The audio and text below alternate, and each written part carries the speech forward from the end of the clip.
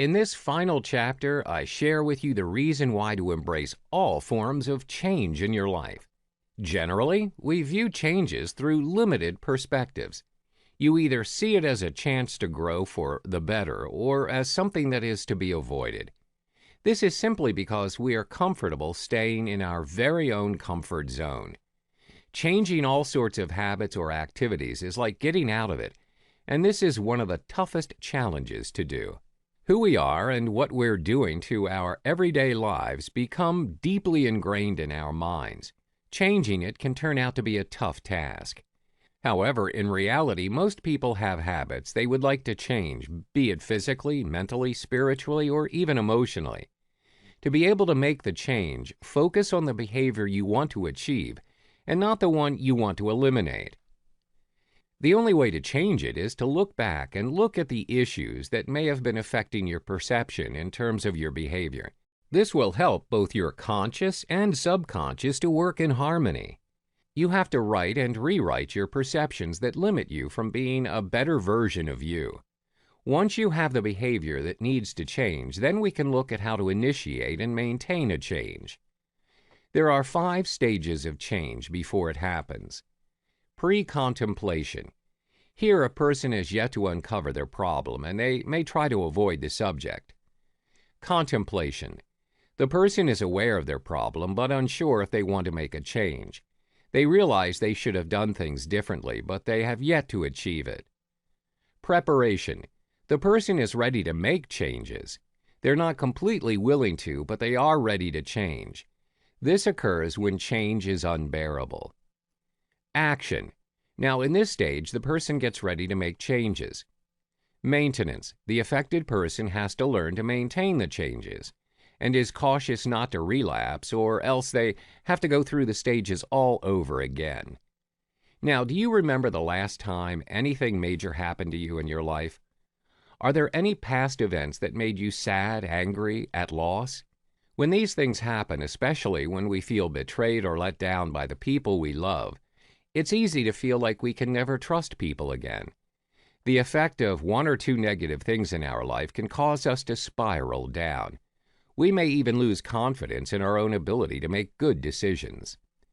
Being stuck in the past and letting the past manipulate our future is a major reason many people feel that their life isn't progressing. That's why acknowledging it is the first stage of healing. If you recognize some incident in the past is affecting your present actions, it's wise to seek professional help. There are effective ways to help yourself. First of all, remind yourself again and again that the past is the past and nothing can be said or done that will change what happened. Having acknowledged that, perhaps the past is what's causing you to have negative thoughts. You can change them to positive ones by focusing on a new beginning. Then try to see yourself not as who you were in the past, but as who you want to be in the future. Write down how you want life to look like 10 years from now and write it as if it was a reality. Read it regularly and see how it changes. You'll be surprised at the result. Once you've acknowledged all the events in the past, take your time to plan and prepare yourself for the future change. This is you facing reality, and that takes courage. Not only will you feel great about finally facing the obstruction that hinders your growth, you'll learn to anticipate all possible scenarios by learning how to deal with them before they occur. Here are 3 ways on how to prepare for any possible changes that are coming your way. First, the higher the risk of something happening, the more we should anticipate it likely to happen. For example, people living in areas where natural disasters often occur are at constant preparation to any changes to their surroundings in the future. Second of all, contrary to what people may think, being psychologically prepared for change is possible. For example, it is impossible to know what it will be like as a parent, but we can prepare ourselves by reading and identifying possible areas of concerns we may personally face in our new parenting role. Finally, we can also learn to plan our responses and thoughts in times of changes and challenges. Doing so provides us with invaluable training. Learning how to deal with the many challenges and changes we face daily will help us to develop new skills to deal with the unexpected major ones.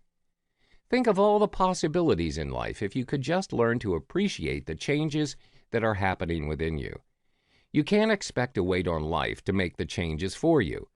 When this attitude of life will get better when something happens affects the way we live our life, we need to challenge those thoughts.